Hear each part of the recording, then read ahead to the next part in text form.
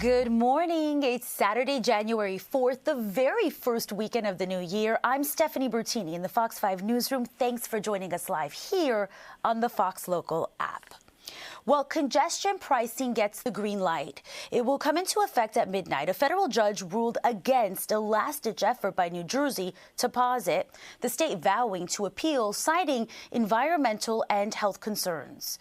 President-elect Donald Trump facing sentencing this coming Friday. The judge signaling Trump will avoid jail time. Trump was convicted in May of 34 counts of falsifying business records to hide a hush money payment to porn star Stormy Daniels in the days leading to the 2016 presidential election. Well, that January weather is in full swing today. Cold and windy tonight, frigid temperatures. Tomorrow, mostly sunny, but still very cold. The Department of Transportation cracking down on JetBlue for what the feds call chronically delayed flights. Fox 5's Meredith Gorman reports. If you've ever experienced long delays while flying JetBlue, listen up.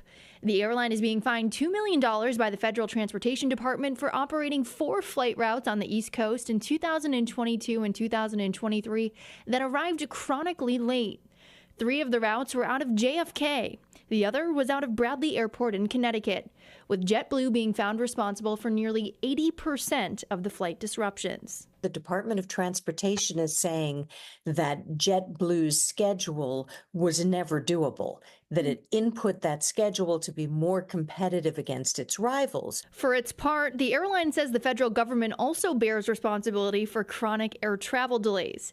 In statement saying in part, while we've reached a settlement to resolve this matter regarding 4 routes, we believe accountability for reliable air travel equally lies with the U.S. government, which operates our nation's air traffic control system.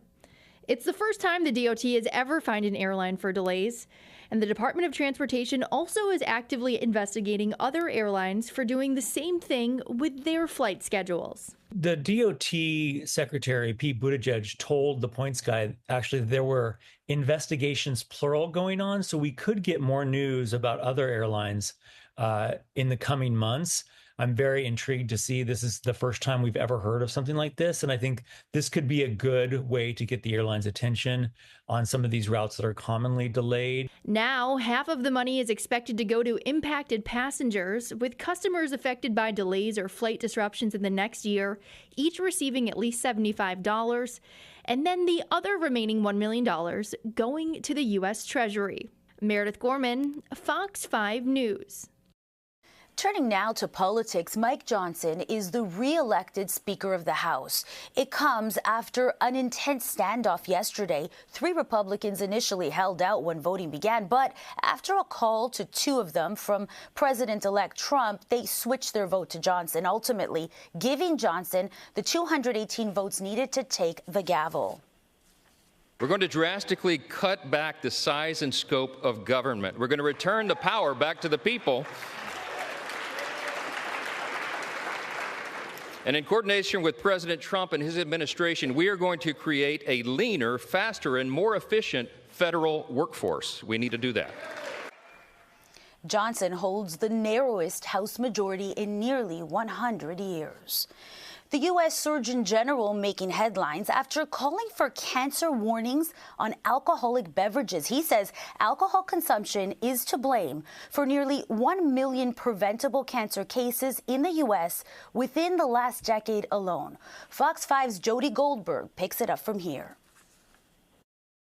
Right now, when you buy a bottle of booze, you'll see a warning against drinking while pregnant or operating machinery. But there may be another one soon. This one to raise awareness of the link between alcohol and an increased risk of cancer. I'm actually surprised by this. It comes as a surprise to the majority of people, according to a new U.S. Surgeon General's advisory that's calling on Congress to update existing labeling on alcoholic beverages. I guess it can't hurt, can it? Another label Well, if you bought to read it, why not? The report goes against the old adage that some alcohol, like red wine, could benefit health. They tell you everything's bad for you. They say cell phones cause cancer too. Now, statistics show alcohol use is a leading preventable cause of cancer in the U.S., contributing to nearly 100,000 cancer cases and about 20,000 cancer deaths, shortening the lives of those who die by an average of 15 years. You see from the Surgeon General's warning today that there doesn't appear to be any significant or allowable amount of alcohol that is safe for anyone. Dr. David Rivadeneira has seen what he calls a tremendous increase in cancers, particularly in younger patients. Those patients less than 50, we've seen an increased risk of cancer both in breast, colorectal, gynecological, head and neck cancers. Research has found a direct tie to at least 7 types of cancer, including mouth, throat, esophagus, liver, and breast cancer. Women are at a greater risk of developing cancer from alcohol consumption than men. Is alcohol something I'm willing to give up to stay healthier? I'm 79 years old. I lasted this long. It's not too late to add cutting back on alcohol to your New Year's resolution. On Long Island, Jody Goldberg, Fox 5 News.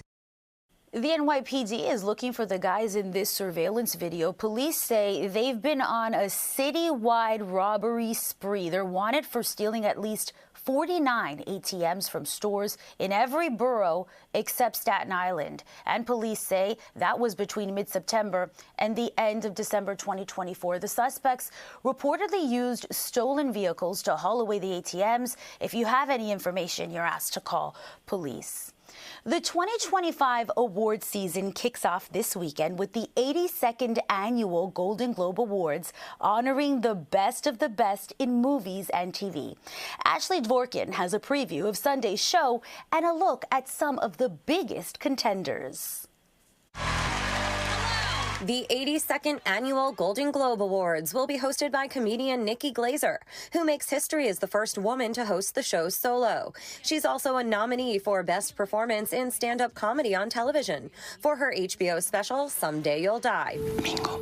This year, the top nominee is the Netflix crime thriller musical Amelia Perez with 10 nods. The film is up for Best Motion Picture, Musical, or Comedy, along with Honora, Challengers, A Real Pain, The Substance, and Wicked. Nominated for Best Motion Picture Drama are The Brutalist, A Complete Unknown, Conclave, Dune Part 2, Nickel Boys, and September 5. I waited a long time for this team up. Cinematic and box office achievement is also being celebrated. Contenders include Deadpool and Wolverine, long-awaited sequel Gladiator 2, and the musical adaptation Wicked. What if I wanted to open a restaurant? The Bear has the most nominations for TV with 5, including Best Television Series, Musical, or Comedy, along with Abbott Elementary, The Gentleman, Hacks, Nobody Wants This, and Only Murders in the Building. Police all over Europe are looking for him. In drama are The Day of the Jackal, The Diplomat, Mr. and Mrs. Smith, Shogun, Slow Horses, and Squid Game.